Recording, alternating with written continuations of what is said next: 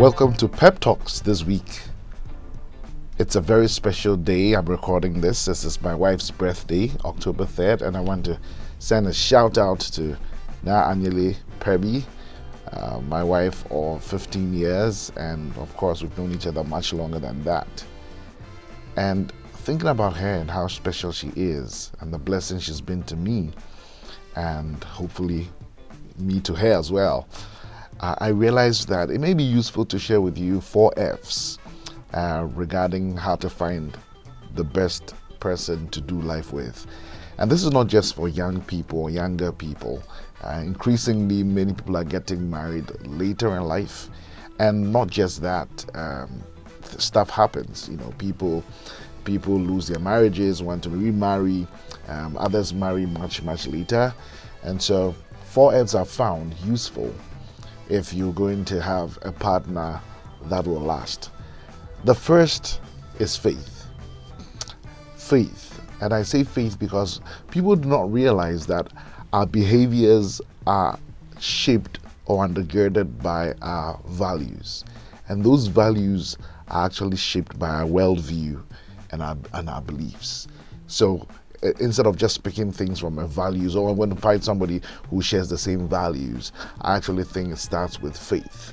It starts with what kind of faith do you subscribe to. I know people try, to cross faiths, but I really believe that it's important to share a common faith, because then you have a common belief system, you have a common faith assumptions, you have common values, and you can do life together that lasts.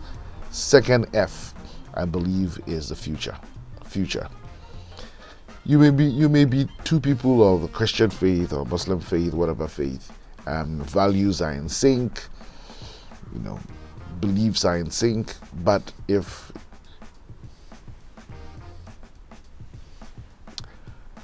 you're going 2 different directions, it's not going to work. And it's not because one person is a bad person or the other doesn't love the other. No, you're just going in 2 different directions. You are made for 2 different destinations and destinies. So I remember how a friend put it. He says, we are good, but we are just not good together. All right. So I tell the example of a young man who I often tell the example of a young man who was, had a ministry, a purpose, a calling to young people, to children actually, and then went to marry this woman who could not stand children. Now, they were both Christians, loved the Lord, but guess what? They had different passions and different directions, different callings in life. All right. Or for example, you've been called into rural work.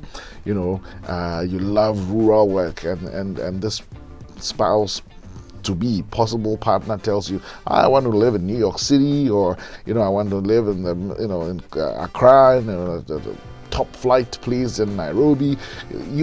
Forget it. It's not going to work. So the future is important, and it's so important during the time of courtship that you talk about the future. I remember when I was serving as a United Nations peacekeeping soldier in Cote d'Ivoire, I used to do a lot of counseling for young people and mentoring. And I remember this young couple I brought into my office. They had been going out for a number of years, and I just started asking them basic questions like, what's your favorite food? What's your favorite color? How many children do you want to have?